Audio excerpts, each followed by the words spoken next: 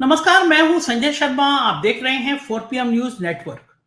मुझे बड़ी हैरानी हुई, पार्लियामेंट के अंदर प्रधानमंत्री खड़े हुए कुंभ की तारीफ करते रहे। मैं सोचता था कि अब योगी आदित्यनाथ का नाम लेंगे, अब लेंगे, नाम ही नहीं लिया। कुंभ में जो लोग मरे उनको श्रद्धांजलि नहीं दी, कांग्रेस को बोलने का मौका नहीं दिया। मैंने अभय दुबे जी से पूछा कि चल क्या रहा है, इस राजनीति का मतलब क्या है। अभय दुबे जी ने कहा कि योगी आदित्यनाथ के संभल के जवाब में महाराष्ट्र का नागपुर है। संघ त्रिकोण पे खड़ा है। तुम्हारी सांप्रदायिकता बनाम हमारी सांप्रदायिकता में देश झुलस रहा है। इधर गिरोह आ गया। चचा ट्रंप ने और एलन मस्क ने तो कसम खा रखी है कि मोदी जी की छीछा लेदर करके जितनी हो सकती है उतनी कम है। तरह तरह के सवाल पूछ रहे हैं, मोदी जी की निजी जिंदगी से लेकर मोदी जी की डिग्री तक, सावरकर की माफी मांगने से आरएसएस की अंग्रेजों की गुलामी करने तक, तमाम ऐसे सवाल पूछ रहे हैं जिसने बीजेपी की आईटी टीम की पूरी धज्जियां उड़ा दी है, पसीने पसीने कर दिया है। तो इन सारे मुद्दों पे बेहतरीन बातचीत है अभय दुबे जी के साथ। सुनिएगा, पूरी बातचीत सुनिएगा, आपको मजा आएगा। उससे पहले चैनल को सब्सक्राइब और ज्वाइन कीजिएगा। चलते हैं अभय दुबे जी के पास। 4 PM न्यूज नेटवर्क में स्वागत है अभय दुबे जी आपका। ट्विटर जो एक्स हो गया, इस पे ग्रोक इजाद हुआ 3-4 दिन 5 दिन पहले। उस पर लाइन लग गई सवाल पूछने की। और क्या इंटेलिजेंस है। अगर मैं पूछूं कि ग्रोक बताइए अभय दुबे जी के बारे में, तो वो अगले 5 सेकंड के अंदर बता देगा कि अभय दुबे जी एक बढ़िया लेखक हैं, एक अच्छे पत्रकार हैं, इटावा में रहे, उन्होंने यहाँ काम किया, यहाँ काम किया, यहाँ काम किया। हिंदुस्तान के किसी भी विषय, इतिहास हो, राजनीति हो, क्रिकेट हो, उसमें ग्रोक सबसे तुरंत जवाब दे रहा है। एलन मस्क का जवाब नहीं है। मतलब क्या टेक्नोलॉजी है। लोग हैरान है कि सपने में भी नहीं सोच सकते थे कि टेक्नोलॉजी के बारे में। खैर, मैंने भी पूछा, मतलब मेरी टीम ने पूछा 4PM संजय शर्मा, मैं तो खुश हो गया। मेरा बड़ा बढ़िया जवाब दिया कि 4PM बहुत उभरता हुआ चैनल है, बड़ा बढ़िया चैनल है, सरकार से सवाल करता है, सरकार ने परेशान किया। मतलब सारी जानकारी ग्रोक पे है। लेकिन सबसे बड़ी समस्या मोदी जी को और उनके भक्तों को हो गई। तो पता सवाल कैसे कैसे पूछ रहे हैं कि क्या सावरकर ने वाकई में आजादी में योगदान दिया या अंग्रेजों से माफी मांगी। और ग्रोक का जवाब आ रहा है कि सावरकर ने माफी मांगी, वो पेंशन लेते थे। पूछ रहा है कि संघ ने अंग्रेजों का साथ दिया, उनकी जासूसी करी। मोदी जी की निजी जिंदगी के बारे में तमाम सवाल पूछे जा रहे हैं, उनकी शादी से लेकर उनकी डिग्री तक। ग्रुप तो तार जवाब दे रहा है। मतलब जो गोदी मीडिया ने नैरेटिव सेट किया था पिछले 10-11 सालों में, पिछले 72 घंटे में उस नैरेटिव की धज्जियां उड़ गई हैं।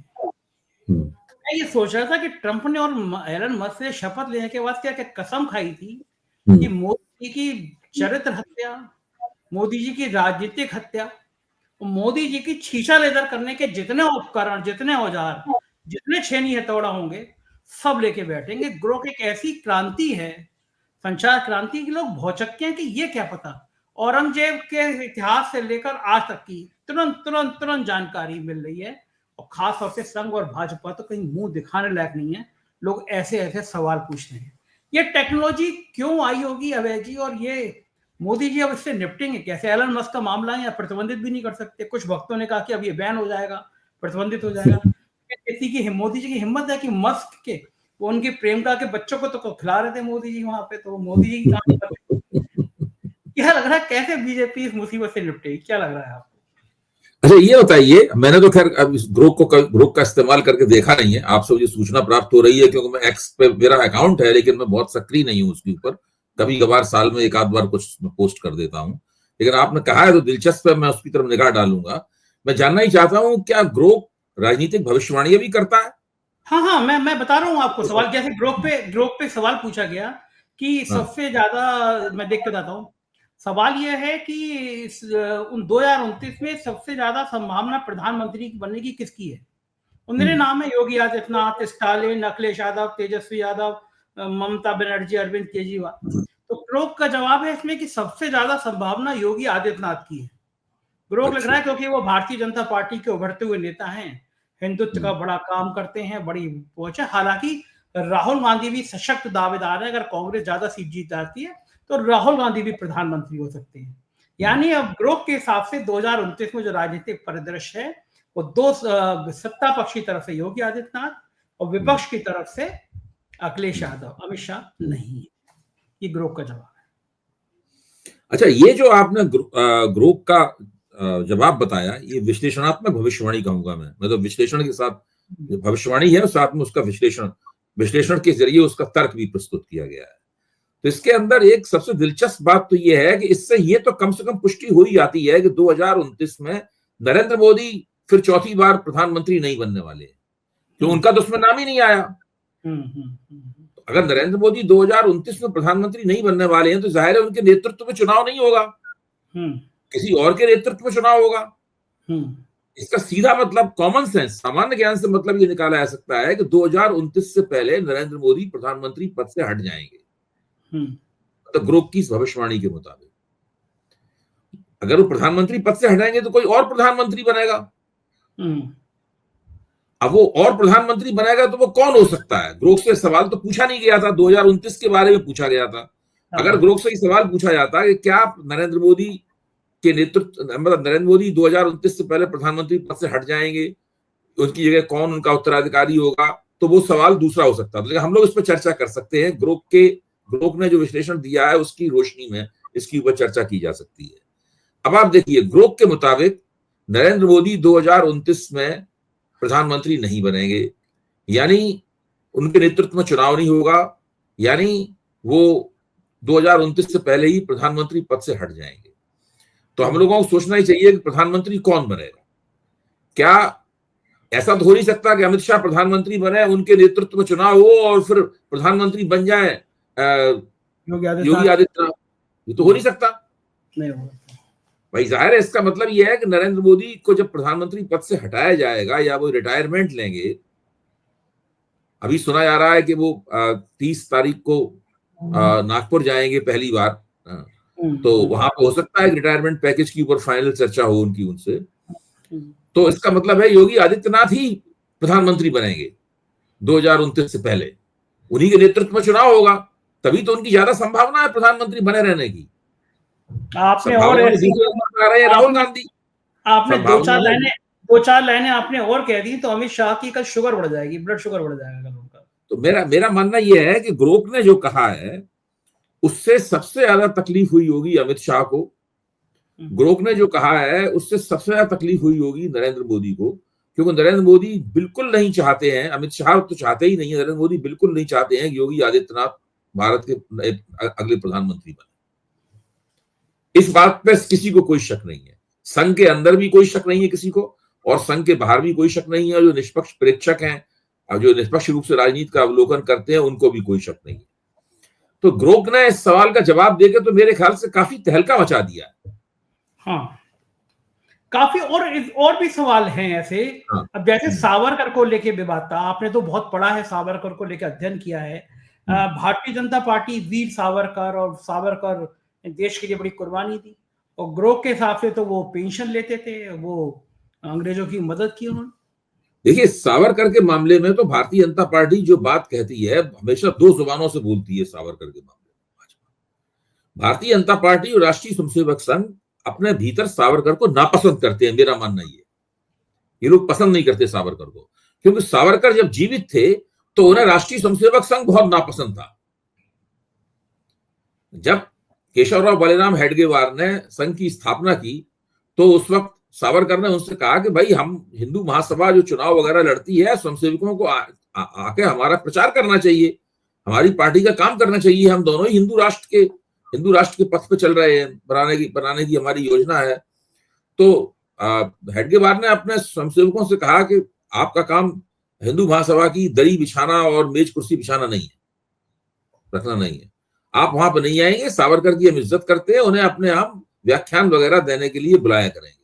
और उन्होंने स्वयंसेवकों के हिंदू महासभा के कार्यक्रमों में जाने पर रोक लगा दी। उन्होंने ये भी कह दिया कि संघ चुनाव लड़ता नहीं है, और भारतीय जनसंघ तो बहुत बाद में बना, वो तो गोलवलकर के जमाने में बना, 1950 में बना, ये तो बहुत पहले की बात है, मैं बता रहा हूं।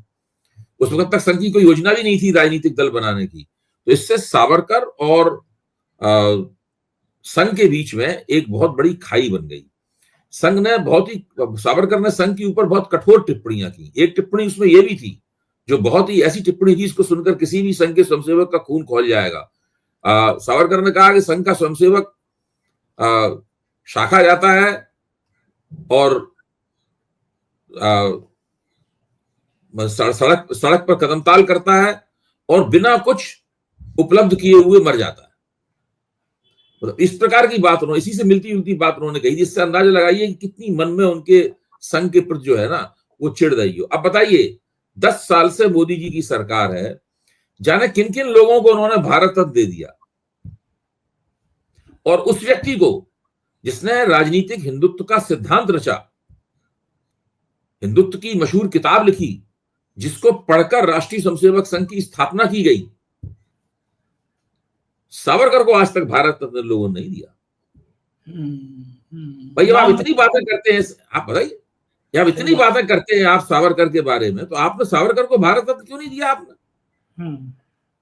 तो सावरकर के प्रति इन लोगों के मन में खुल के कभी नहीं बोलते हैं, लेकिन मन में इन लोगों के काफी एक गहरी नापसंदगी है। वो ये मानते हैं कि हिंदुत्व का इनका जो रास्ता था वो अलग था और हमारा हिंदुत्व का रास्ता अलग है। कुछ दोनों में समानताएं हैं, लेकिन कुल मिलाकर हम अलग तरीके से अपना काम कर रहे हैं और सावरकर का तरीका अलग था। तो सावरकर को राष्ट्रीय स्वयंसेवक संघ अपना पूर्वज तो मानता है, लेकिन ऐसा पूर्वज नहीं मानता है जिसको उठा के वो सिर पे रखे। अपने सरसंघचालकों को ही वो लोग ज्यादा महत्व देते हैं, सावरकर को इतना महत्व नहीं देते। इसलिए ये जो ग्रोक ने कहा है, इस चीज से बहुत ज्यादा दिक्कत नहीं होगी भाजपा को और संघ को। ऊपर ऊपर ये लोग विरोध करेंगे, लेकिन कोई खास दिक्कत नहीं होगी।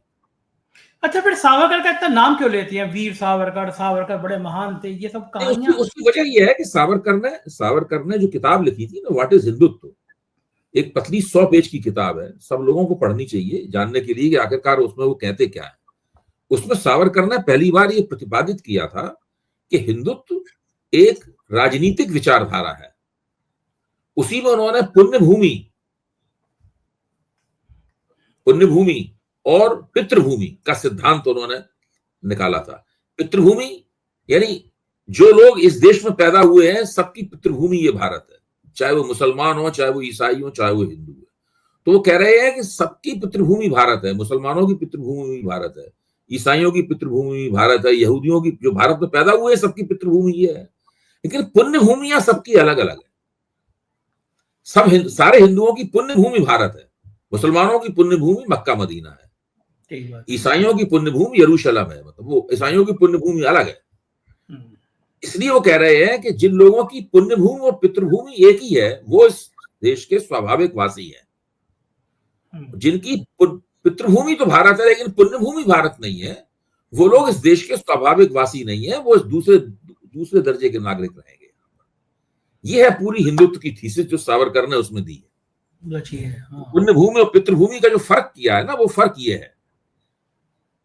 तो ये इस फर्क को संघ भी मानता है, इस फर्क को संघ भी मानता है। जो राष्ट्रीय स्वयंसेवक संघ की जो शुरुआती प्रेरणाएं थी, प्रेरणाओं के स्रोत थे, उसमें सावरकर थे, बालकृष्ण मुंजे थे, ये लोग दयानंद सरस्वती थे, ये लोग स्वामी विवेकानंद, ये लोग थे शुरुआती प्रेरणाओं के स्रोत। तो खास तौर से सावरकर की वो पुस्तक जो है वो बहुत महत्वपूर्ण प्रेरणा का स्रोत थी। बिल्कुल ठीक कह रहे हैं। एक और घटना घटी कि कुंभ में प्रधानमंत्री ने 14-15 मिनट तारीफ करी संसद में, लेकिन एक बार भी योगी आदित्यनाथ का नाम नहीं दिया, जितना मैंने सुना। होता है मैं कंफ्यूज कर गया हूँ। और पिछले दिनों योगी आदित्यनाथ प्रधानमंत्री से मिलने गए। इससे पहले जब गए हैं प्रधानमंत्री से मिलने के लिए, उनकी और प्रधानमंत्री की तस्वीर जारी होती थी पीएमओ की। इस बार कोई तस्वीर जारी नहीं होगी। कुंभ की तारीफ संजय जी, मैं तो और भी आगे बढ़ के सोचता हूं उसमें। मेरा मानना यह है कि योगी आदित्यनाथ ने आजकल वो रोज प्रतिदिन सांप्रदायिकता की एक बड़ी खुराक जो है वो पॉलिटिक्स में लगा रहे हैं, इंजेक्शन लगा रहे हैं। इस चीज से सब लोग आहत हैं, बेचैनी बहुत है समाज में। आप क्या समझते हैं कि जो छत्रपति संभाजी के ऊपर जो छावा फिल्म बनी, छावा फिल्म के बाद ये औरंगजेब वाला प्रकरण प्रकाश में आया, मतलब है ये क्यों लाया गया है प्रकरण प्रकाश में? योगी आदित्यनाथ जो सांप्रदायिकता का वितंडा फैला रहे हैं, ये उसको संतुलित करने के लिए लाया गया है प्रकाश में। इधर संभल उधर छावा। हाँ, मतलब ये भाई ये तो वहां उत्तर प्रदेश को केंद्र बनाए हुए हैं, सांप्रदायिकता की प्रयोगशाला बनाए हुए हैं। अब बाकी किसी ऐसे राज्य को तो सांप्रदायिकता की प्रयोगशाला बनाया नहीं जा सकता जहां पर भाजपा सरकार ना हो, और चूंकि संभाजी के ऊपर फिल्म बनी है अभी,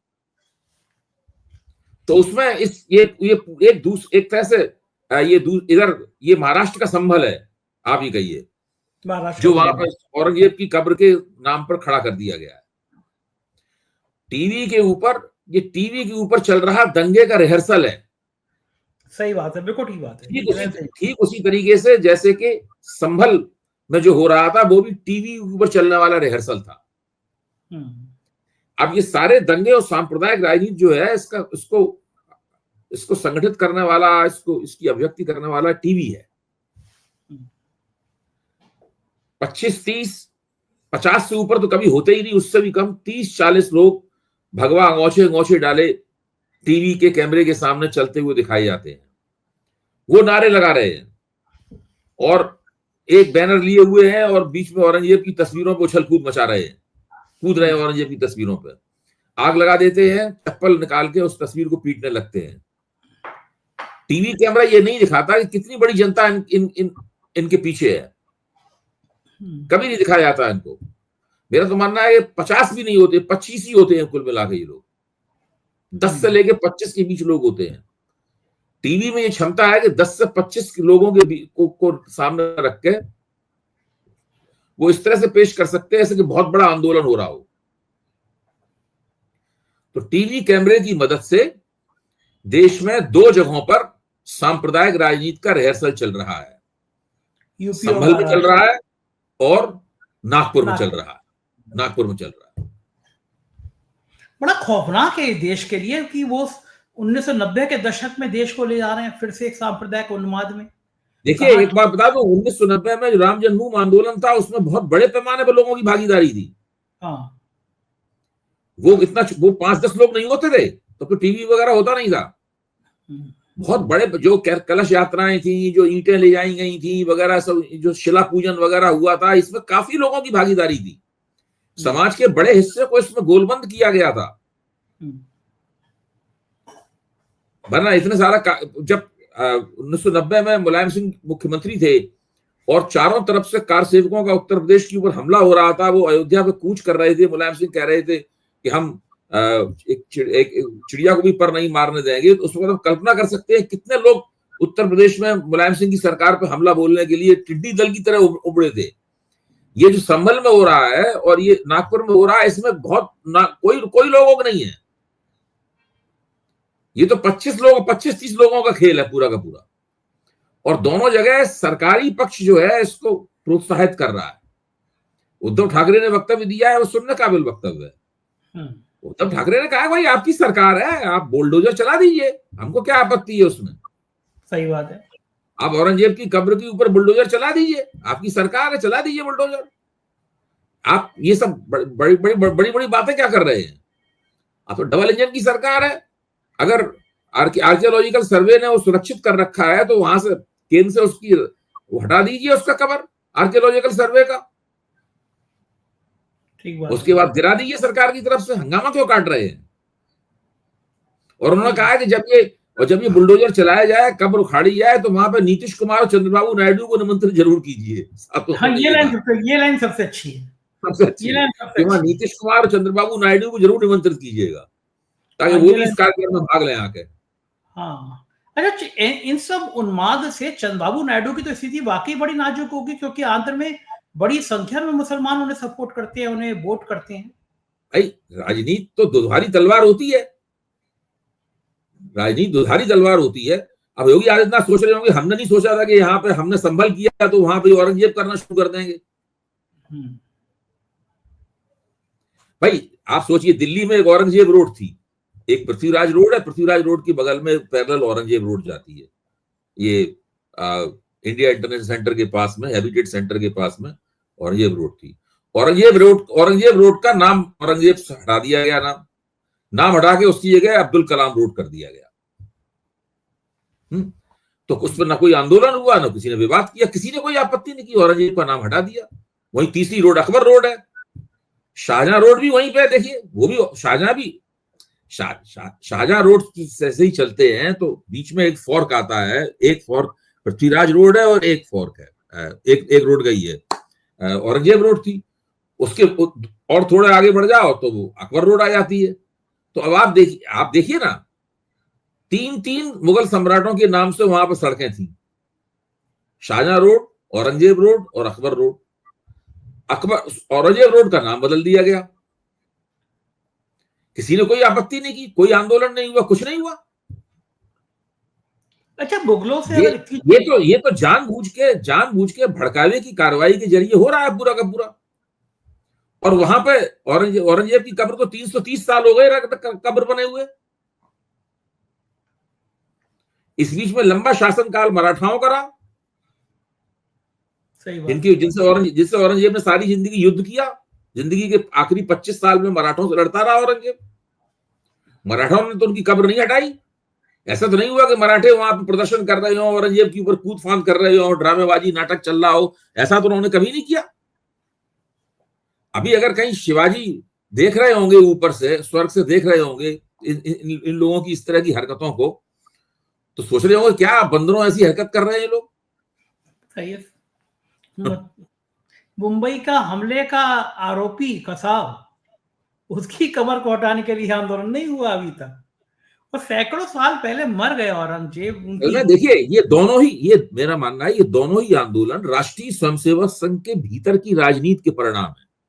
मेरी बात ये वो कैसे संघ वाला, संभल वाला आंदोलन और ये वाला आंदोलन एक त्रिकोण है।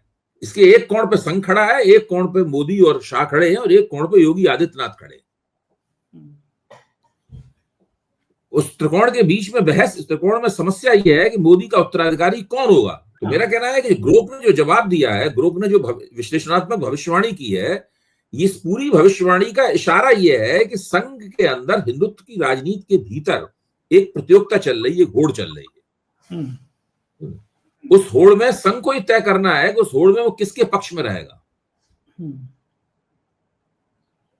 और मोदी के उत्तराधिकार के लिए दो लोग बहुत बड़े उम्मीदवार हैं, अमित शाह और योगी आदित्यनाथ। हो सकता है इन दोनों की होड़ में किसी तीसरे को मौका मिल जाए।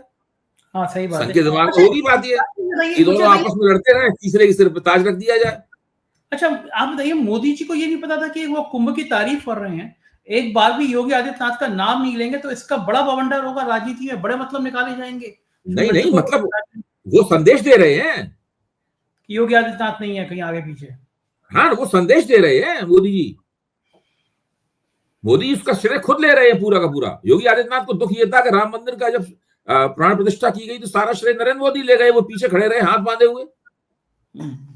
इसलिए उन्होंने पूरा कुंभ का ये एक वीआईपी कुंभ किया उन्होंने, ताकि उसका श्रेय उन्हें मिले।